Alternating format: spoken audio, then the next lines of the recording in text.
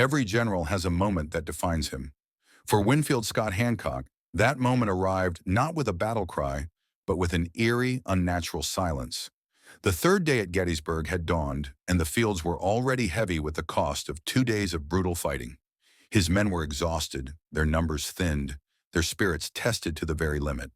They knew in their bones that the Confederacy was not finished. The great attack was coming. The only question was where it would land.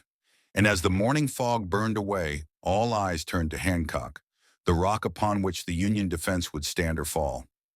This is the story of courage under the most devastating fire, of a charge that became legend, and of the man who met it head-on.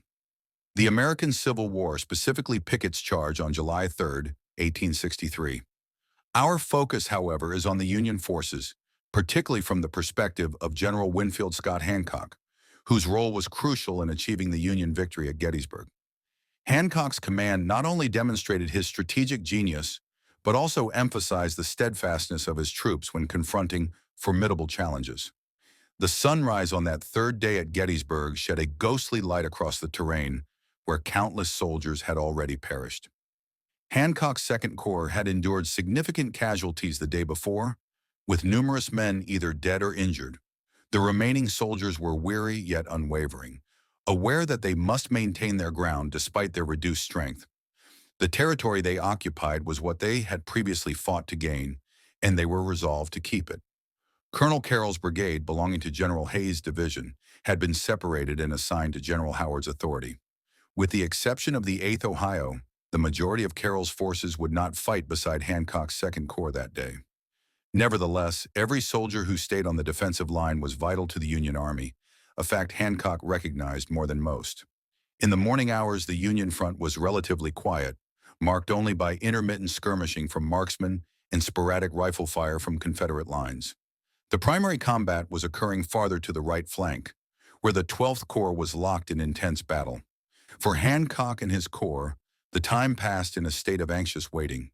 Their cannon crews traded fire with Confederate artillery, but otherwise they remained in place, sensing a major event was imminent. Between 11 a.m. and 1 p.m., an unusual stillness settled over the battlefield. This was an unnatural quiet, as though both sides were mustering their energy for the impending conflict. The feeling of suspense was thick in the air. Hancock, an experienced officer, understood this lull was temporary. At approximately 1 p.m., the silence was shattered as Confederate cannonry commenced a violent bombardment targeting Hancock's sector. It was the most severe cannonade Hancock had ever experienced. Confederate artillery, positioned in a wide arc from Gettysburg to Round Top, began their assault. The Union defenses were a mere 1,400 yards distant, and the enemy's cannon fire delivered explosives with destructive precision. Hancock calculated that somewhere from 115 to 150 Confederate guns were active, filling the sky continuously with smoke and detonations. The cannonade was so relentless that there were few instances when several explosive shells were not erupting in the sky at once. Union troops exposed in the open sought shelter hastily, but the landscape provided little safety. Improvised barriers, trees, and the slope of the land were their sole protection. Behind the main lines, anything movable was destroyed by the explosive shells. Still, in the face of this ceaseless assault, the Union infantry maintained their posts with incredible discipline. Hancock later noted with admiration that very few soldiers abandoned their positions throughout the horrific bombardment. The Union artillery responded with resolve, even though they were outgunned. A particularly distinguished unit was Brown's Battery B, 1st Rhode Island, which had already sustained serious damage the prior day. Having used all their anti-personnel rounds, the battery had no choice but to pull back, its role in the engagement effectively over. Yet other gun crews persisted in returning fire, striving to maintain resistance until the Confederate cannonade eventually started to diminish. After almost 2 hours of brutal shelling, the Confederate artillery fire finally began to cease. The abrupt quiet was deeply foreboding. Hancock understood this was the prelude to the Confederate infantry attack. The cannon fire had weakened the Union defenses. Now the true challenge would commence. From the tree line on the far side of the Emmitsburg Road, Confederate skirmishers appeared, followed immediately by 2 complete battle lines. Smaller supporting units trailed after them. The Confederate foot soldiers marched forward with remarkable order, advancing slowly and deliberately toward the Union position. Even the exhausted Union troops felt a certain admiration for the resolve and control displayed by their adversaries. The Confederate left flank extended slightly beyond the right side of General Hayes's division, while their right reached across from General Gibbon's left flank. Hancock's men observed as more than 15,000 Confederate troops advanced, covering a front held by just two of his divisions. Nevertheless, despite the superior numbers, Hancock's soldiers waited to shoot until the Confederates were within 700 yards, conserving their ammunition to guarantee each round had maximum effect. When the Union line finally unleashed their volleys, it was with lethal accuracy. The Confederate forward movement hesitated as Hancock's men discharged repeated rounds of musket fire. The Union cannon crews had already exhausted their canister ammunition, so the infantry had to bear the full responsibility of stopping the Confederate charge. Hancock's men, hardened by years of combat, were experts at making each bullet matter.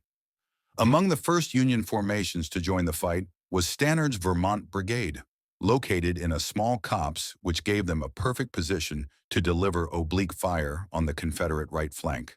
Their angled shots created chaos within the advancing Confederate ranks, compelling them to adjust slightly to the left. But the Confederate soldiers continued forward, apparently unshaken by the severe gunfire they encountered. As the Confederate lines moved nearer, the Union infantry's shooting became even more lethal. The divisions of General Gibbon and General Hayes unleashed crushing volleys, devastating the enemy's formations.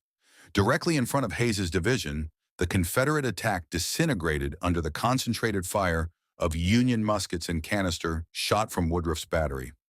The Union troops seized 15 Confederate flags and captured almost 2,000 enemy soldiers, a staggering figure considering the confusion of the fight. In spite of the destruction on their left, certain Confederate units were able to reorganize and continue their assault against Gibbon's division. Under the leadership of General Armistead, these men advanced toward the low stone wall, defining the Union position. The 69th and 71st Pennsylvania regiments, stationed behind the wall, were surprised as Armistead's force pushed forward. For a fleeting instant, it appeared the Confederates might achieve a breach. A number of Union troops, overpowered by the intensity of the Confederate assault, started to retreat. However, General Webb, together with Colonel Devereux of the 19th Massachusetts Volunteers, moved promptly to steady the faltering line. Devereux, recognizing the peril, asked Hancock for authorization to reposition his regiment to support the breach.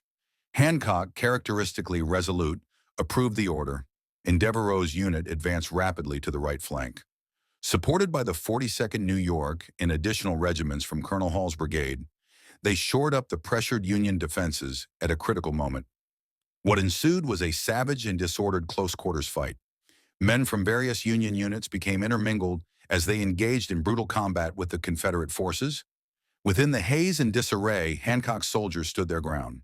The Union men, guided by their commanders, regrouped around their unit's flags and started to drive the Confederates backward. As the Union line pressed forward, the Confederate offensive started to disintegrate. The Confederate soldiers, fatigued and facing superior numbers, either gave themselves up or fell back.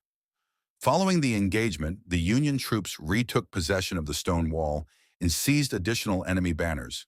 The Union Army had emerged victorious, and Pickett's charge had concluded in a catastrophic defeat for the Confederacy. Hancock, despite having been seriously wounded in the engagement, stayed on the battlefield for a sufficient time to witness the triumph confirmed.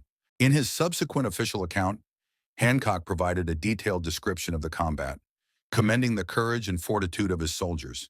The tide of the war turned, not with a single shot, but through the immense courage of ordinary men who held the line against an unimaginable storm. Hancock, wounded but unwavering, had witnessed the resilience that would ultimately preserve the Union. But this story is more than just a victory. It's a stark reminder of the cost. A single decision, a moment of bravery, the weight of command. These are the threads that weave the fabric of history. Now we turn to you. The story continues in the comments. Was it sheer determination or brilliant strategy that secured the wall? Could any other general have held the line as Hancock did? And what forgotten stories of valor from your own family's history deserve to be remembered? Share your thoughts below. We read every single one. If this story resonated with you, honor the memory by sharing it with someone who loves history. And subscribe to Journey with us to the next turning point, where history was written by the choices of a